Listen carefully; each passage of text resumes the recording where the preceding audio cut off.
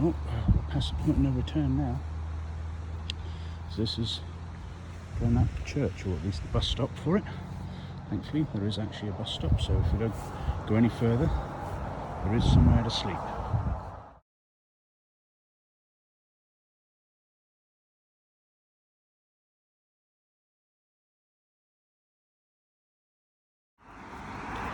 Okay, so here we are, Glen Church. There it is, or Glen Kirk, for those of us who are, well, I'm not Scottish, so I can't say that, can I?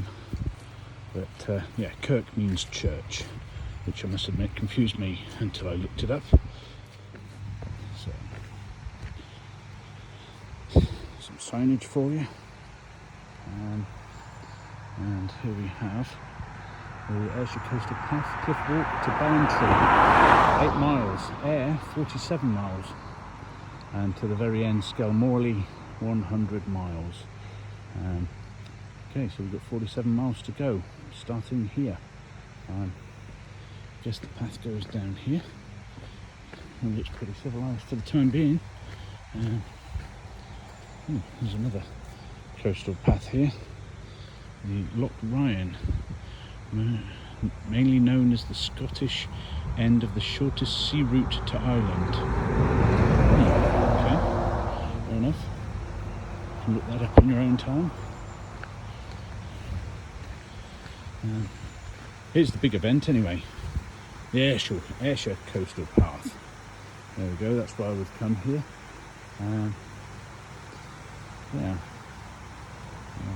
Thanks to the Rotary Club for constructing this thing in 2005 and for maintaining it ever since, and all the work that's gone into providing that. Okay, so here we go, we're off. Ayrshire Coastal Path. Well, there's our first view, I suppose you could call it that. I guess in Scotland they call that a burn, I call it a stream. Either way, it's nice to see there's some water about, and it just looks pretty. Anyway, there we go. Even better view up the up a burn, different burn from the one a second or two ago. Actually in both directions. Who knows, you might get tired of taking videos of burns and streams and things, but not right now. So, first decision, left or right.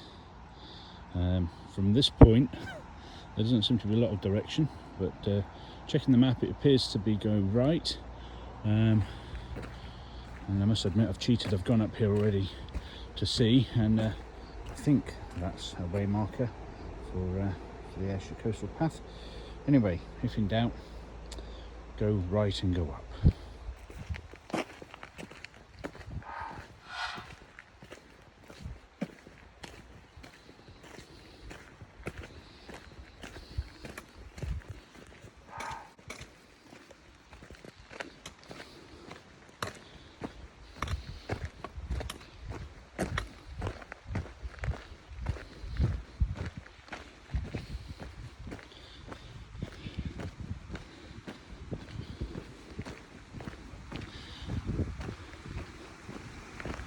The map suggested that there would be a house up here if I'm on the right track, and I've just glimpsed a white wall through the trees up ahead, admittedly high up on the hillside there, but I'm hoping that that's an indication that we're on the right track.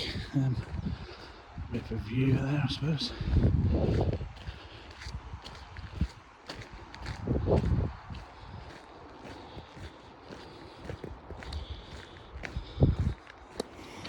So on the bus journey down here, which I got to admit was pretty smooth, no real issues.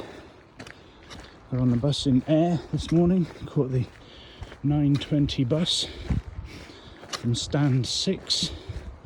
Cost me £8.30 for just about a 2-hour bus journey. The bus pretty much follows the coast, and in quite a few locations gives you a preview of the trail.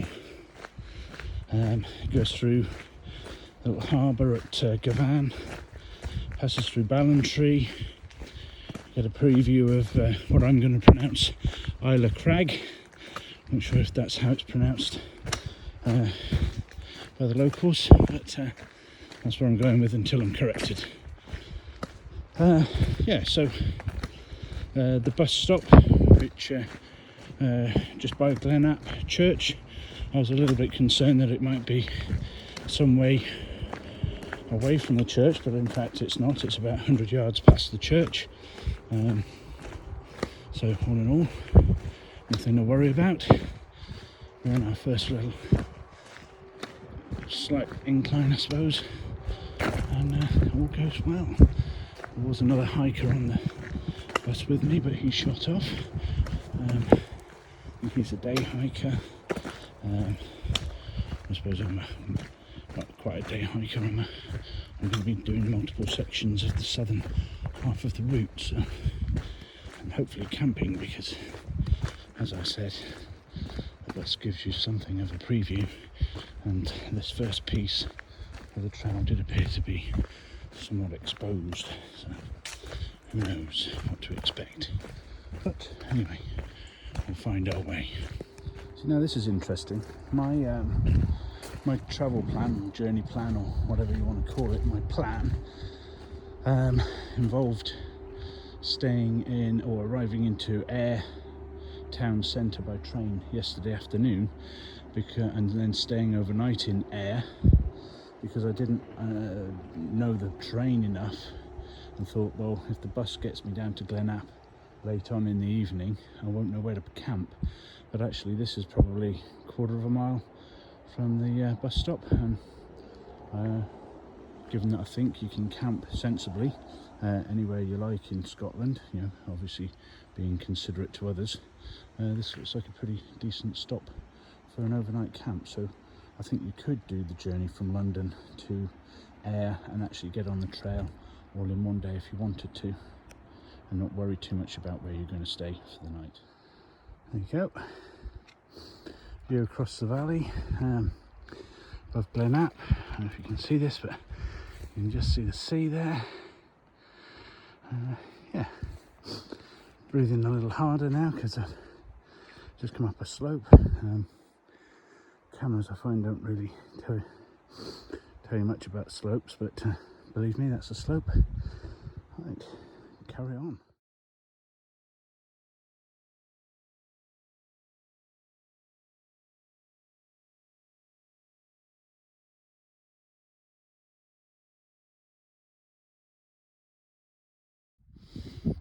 There we go.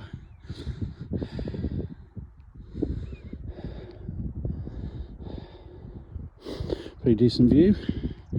Guess there's a little way to go to the top of this thing, but I'm not sure we're going to go up the top there. Path goes on there.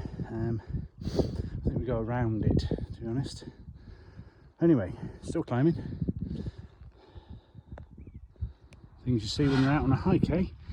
I carried on a few more paces, turned around, and this thing had suddenly appeared. Coming in from Ireland, I guess. So here's a little dilemma. So here's the first gate that I've come across, and it's wide open. Now, I believe you're supposed to leave the gates as you find them. I can't see any signs to suggest that this should be closed, although there's nothing between here and the A77 road. But I am going to leave it. I assume that's the way the farmer wants it. Sorry, Mr. Farmer, if I got that wrong. So I believe that's Sandock Hill, and that's Drum Duff up there, I believe. And between here and there, I can't imagine many human beings have been. Certainly, if they have been up there, they've not done it from this side.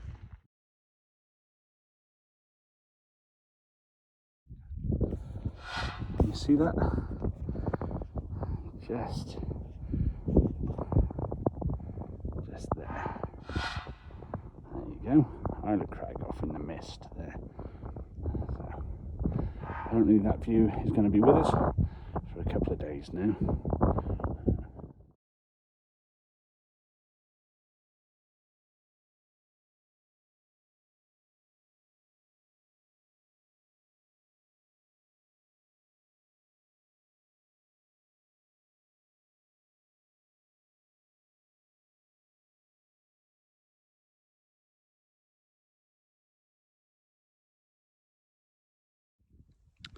So first official wildlife, I suppose? No, not really. But pictures of cows.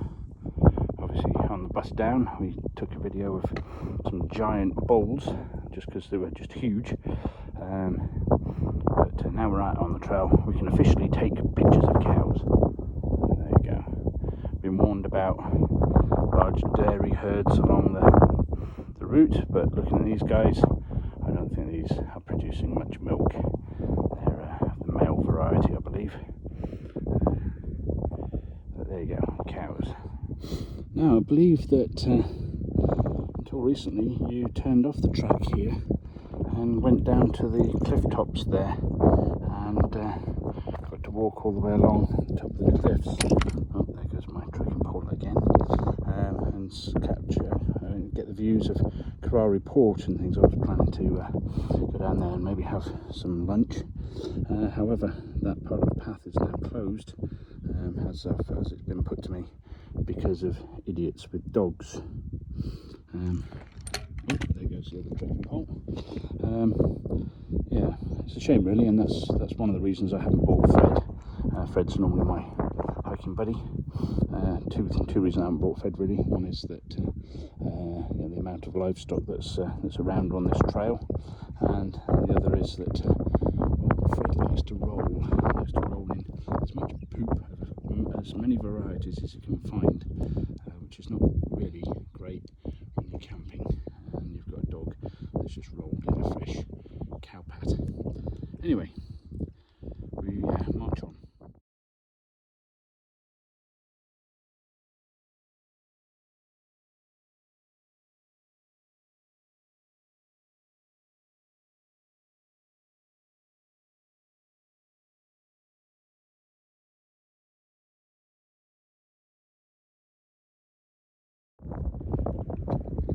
So that section of the former trail is closed due to irresponsible dog owners, it seems.